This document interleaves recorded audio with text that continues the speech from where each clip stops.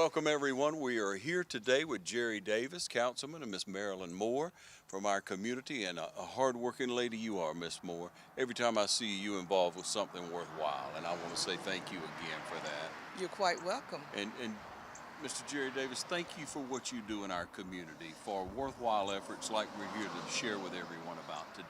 Well, thank you very much, and that's what I came back to Dublin to do, to give back to the Well, community. you living up to the charge, brother.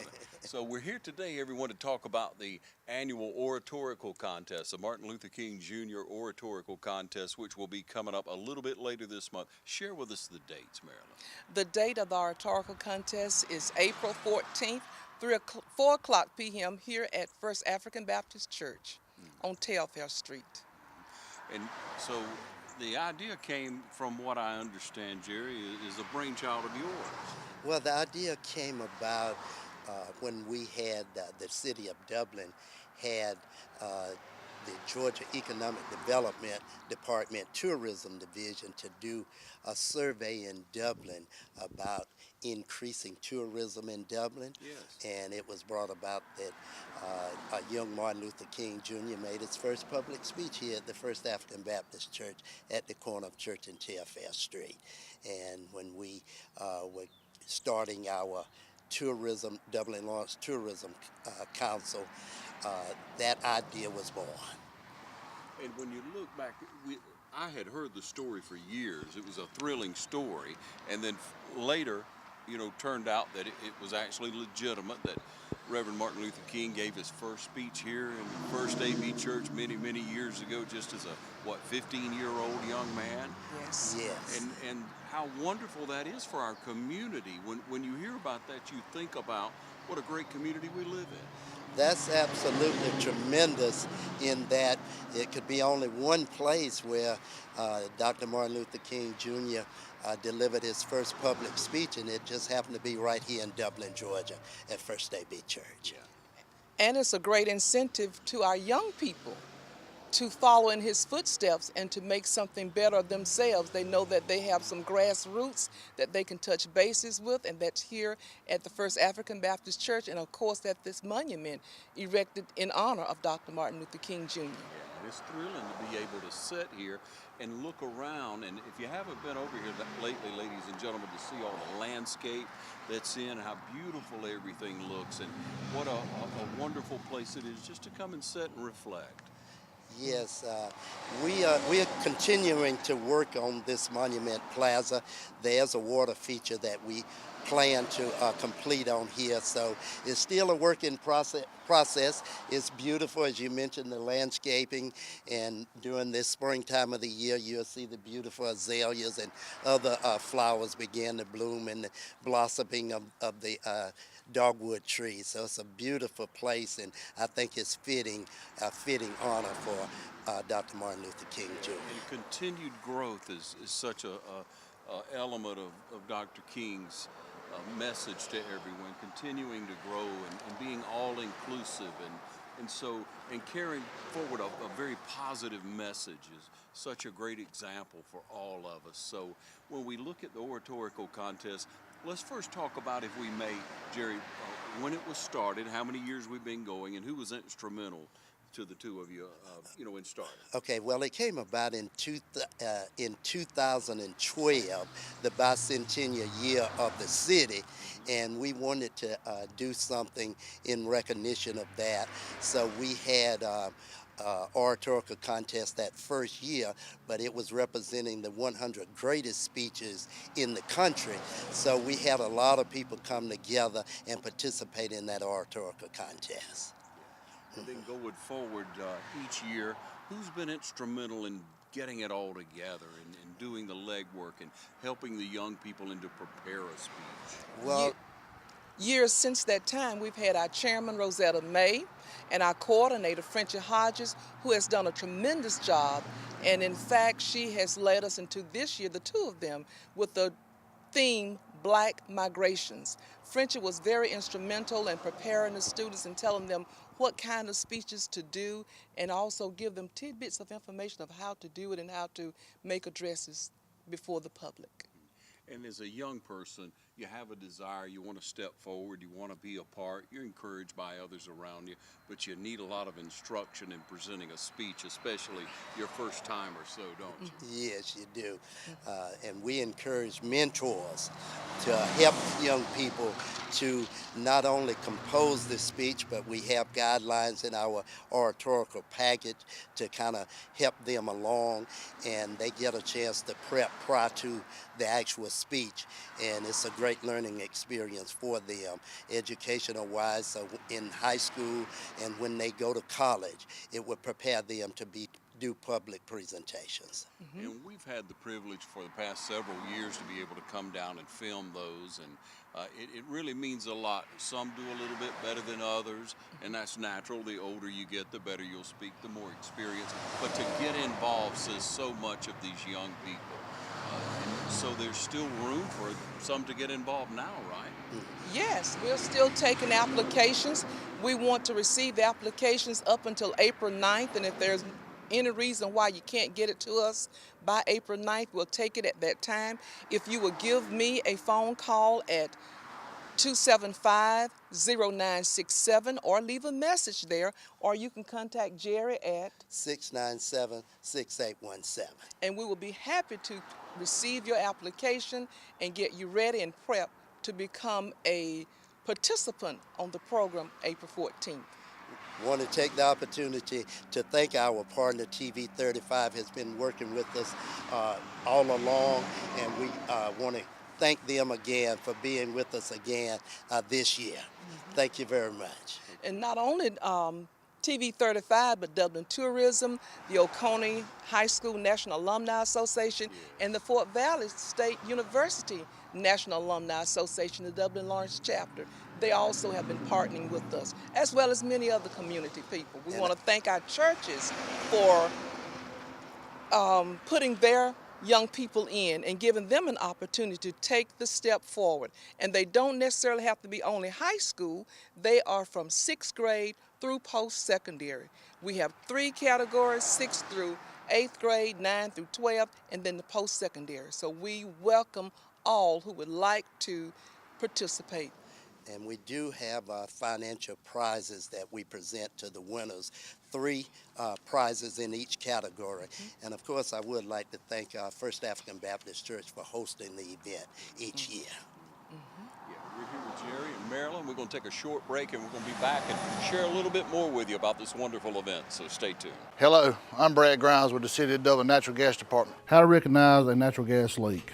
Look, some of the signs of a gas leak include seeing bubbling water, or dead or discolored vegetation in otherwise green area, or disturbed soil, or a dense mist above the pipeline. Listen, a hissing sound that is near gas lines, appliances, or meters that could indicate a leak. Hello, I'm Eric Cates, Field Supervisor with the City of Dublin Natural Gas Department. How to recognize a natural gas leak. Smell. The distinctive odor of rotten eggs. Natural gas is an efficient, safe, colorless, and odorless gas. For easy detection, we add a harmless chemical to give gas a distinctive odor. Most people describe the smell as rotten eggs or hydrogen sulfide-like odor. Leave.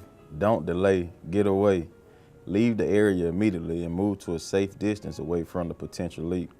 Avoid using any sources of ignition such as cell phones, cigarettes, matches, flashlights, electronic devices, motorized vehicles, light switches, or landlines, as natural gas can ignite from a spark or open flame, possibly causing a fire or explosion. Natural gas is non-toxic, lighter than air, and displaces oxygen. In severe cases, if not used properly, natural gas can also lead to asphyxiation. Do not try to identify the source or to stop the leak yourself. If you think you have a gas leak, we're on call 24 hours a day, 7 days a week. Call us at 478-277-5048.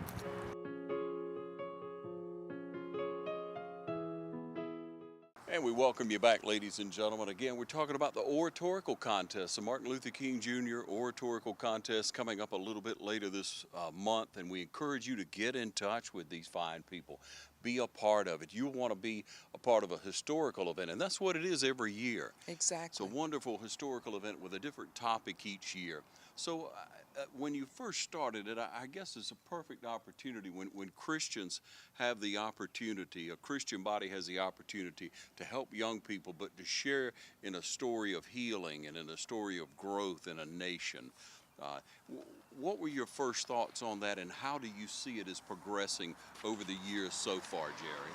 Well, I just see when young Martin Luther King Jr. came to Dublin to deliver his first public speech, he was part of oratorical contest that was sponsored by the Black Elks lodges. It was the Colored Elks lodges at the time. Uh, Reverend Norman McCall was the one that sponsored the event, and he traveled down from Booker T. Washington High School in Atlanta to be a part of the contest. And of course, incidents that happened with him traveling back to Atlanta on the bus formed the basis of his life work of being in civil rights. His journey to the mountaintop with reference to nonviolence is what led him to his conclusion that that would be his life work. It started right here at the First African Baptist Church. And thank the Lord for that, and for those who have grown spiritually as Christians, as fellow Christians, because we all know that there's one human. There's not Yes. different humans. There's one human. That's and there's exactly one right. soul. Yeah. You know, and hopefully we're going to head in the same direction. If people will get their life in order, follow the Lord, Yes. put their trust in Jesus Christ, and we're all headed in the same direction. Same But direction. in saying that, you know, I see a lot of growth in my lifetime in being a young man who's gone through integrated schools my entire life, always had friends of different nationalities, different colors, hung out, socialized, lived my life. You know, I trust that we are at a point in our country of very much healing, and we're past that point of separation of everything. Now, there's always going to be an element of people who never will get it, That's so right. to speak. And you have to put those people aside. You just have to discount them as being ignorant, I guess. But in moving forward, the healing opportunity that you have for the young people speaking, for the people who watch them, and for the entire community, to me is the most impressive, the example that First AB is for our community. Yes, and in any endeavor that you get into, you're going to have certain elements, certain individuals that would champion the cause. And the young Martin Luther King Jr., eventually Dr. Martin Luther King Jr., he was the one that was championing the cause for a nonviolent civil rights movement.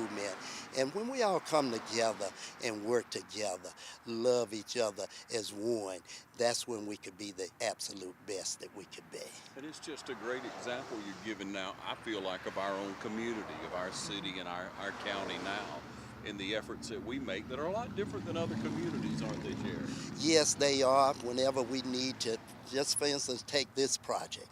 I hadn't seen a project where just the whole community came together to work as one, and this project became reality. And that's just an example. In other projects that we've done in the city of Dublin and Lawrence County, we've made things happen just like that. Dublin is special as far as the relationship in getting things done. So Marilyn, in looking at your first opportunity as chairman, how do you feel about it this year, and what do you want to encourage people to do? Well, I would like to encourage all of our adults, churches, other organizations to get your young people involved, because this is a time for them to personify themselves, be expressive, show how they can interpret like migrations from a delivery point. I think that it's important that just the support of the young people coming together in unity, working together as one is very important. There's so many people involved with this, ladies and gentlemen. We've tried to mention the different people who've given financially, who have support, the individuals who've worked with it through the years. There have been so many, and we trust it will continue to grow and to succeed in our community. as we know it will. We trust that you'll come out. Let's remind everyone again of the dates and times. Yes. The date is April 14th, 4 o'clock p.m. here at First African Baptist Church on Telfair Street. We look forward to seeing you two on that fateful day and to being able to cover it here on TV 35. And we ask you to turn out, to sit in the pews, to listen and absorb what these young people are saying, and most of all, to encourage them in what they're doing. Yes. And again, the theme for 2019 is Black Migrations. Black Migrations. Miss Marilyn Moore, everyone. Representative Jerry Davis, thank you both for joining us today. Thank you, and very thank you for much. having us. Thank you. Yes.